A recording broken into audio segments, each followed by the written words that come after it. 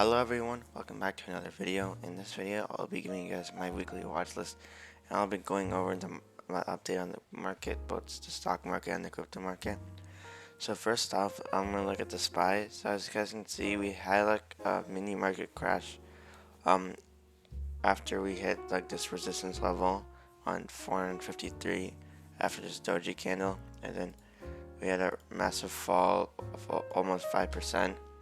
But then around this 15-day moving average, we did find some support, and then we're starting to move up. So I definitely see that we could have a continuation of this all the way to the resistance level. And so going into next week, I say the market is bullish because we did have a massive gap down in the weekend, but the market is recovering, and we definitely could break this level right here. But that being said, I can also go up here and find resistance and come back down. So those are two viable options that could happen. One is the bullish scenario, one is the bearish scenario. So as you guys can see, this is the Bitcoin chart up here. So I have drawn out key levels for Bitcoin right here. So we have the 61,000 level, 58,000, 48,000. Now there is a 52,000 level, but it isn't that strong. Right here, this isn't a really strong level right here, because it did break down from here. But as you can see, we are in the previous resistance level area right here. Now it's acting as support, and as you guys can see, this is a moving average line. I believe it's the 200-day moving average line over here, and this is acting as support, so it's a good area to load up. Okay, so the next stock on the watch list is BYSI. So I made an alert to buy this on Friday, and basically, as you guys can see, we had a doji candle right here. Let me zoom in a bit. So we had a doji candle right here. So this is what I got in to buy. It's also on this 50-day moving 50-day moving average line. So I thought this would be a really nice opportunity to buy, and my price target was $22 because we do have this massive gap right here, and we definitely could reach that target over there. As long as the market stays bullish, we could fill this gap and maybe even make higher highs. Then we'll just have to see, but I am in the position of that. I'm going to make a position on this on Monday. So basically what I see is a doji candle. We do have a support area right here, as you guys can see. I'm dried out. Oops, let me dry it out right here.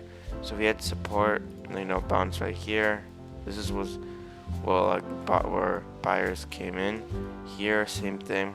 Here was active as resistance level, and same thing didn't really happen here, with my price target of being 97 because that is the next resistance level, and we do have a gap right here that it can fill. Next stock is VSAT. So as you guys can see, we had this resistance level right here. It's basically been trading in a channel right here, so I'll just make the bottom of the channel. So in this channel right here, I'll actually draw out the regression channel too, so it makes it easier to see. So it's a very slow sloping, and then we basically coming up on resistance level right here, and definitely with the market being bullish, we definitely could have a breakout, pullback, and then maybe even go touch 61 levels as a very big possibility, I would say. But we need a breakout here. If it breaks down, then that would be a good shorting opportunity. So let's keep this on watch. Next stock is DAVA. As you guys can see, we had this doji candle right here, and we had confirmation on the doji candle right here with this green candle. In addition, we do have this 50-day moving average over here that will be acted as support right here. So I definitely see it could hit 131 in the next week. ENVB. So as you guys can see, we have this chart pulled up. So it is like a new IPO stock, like beginning of this year, and then so we newly have this 50-day moving average line. And actually, let me check what it is. Yes, it's actually the 100-day moving average. And as you guys can see, the volume, it has really high volume too, which is really good for a penny stock like this. So as you guys can see, we do have a bullish Hammurabi candlestick, and we also have the support of the 100-day moving average over here, which is really good, and we definitely could see more like to $3 range. So second to last stock is WLL. So basically we have a resistance level right here. From here to here is major resistance level, which is all-time high up there. And then so this is a really good shorting opportunity because it's a doji candle. But one thing to watch out for is the market being bullish. But other than that, I think this would be a good shorting opportunity. Definitely could hit this level right here. This is definitely a good price target to hit. The last stock of the day is ENDP. So this is another shorting opportunity, or it could be a long opportunity. We'll have to see how this plays out. But as you guys can see, I'll actually zoom out a bit and go onto the weekly chart because this is easier to see on the weekly chart. So as you guys can see, we do have some resistance levels, diagonal resistance levels right here.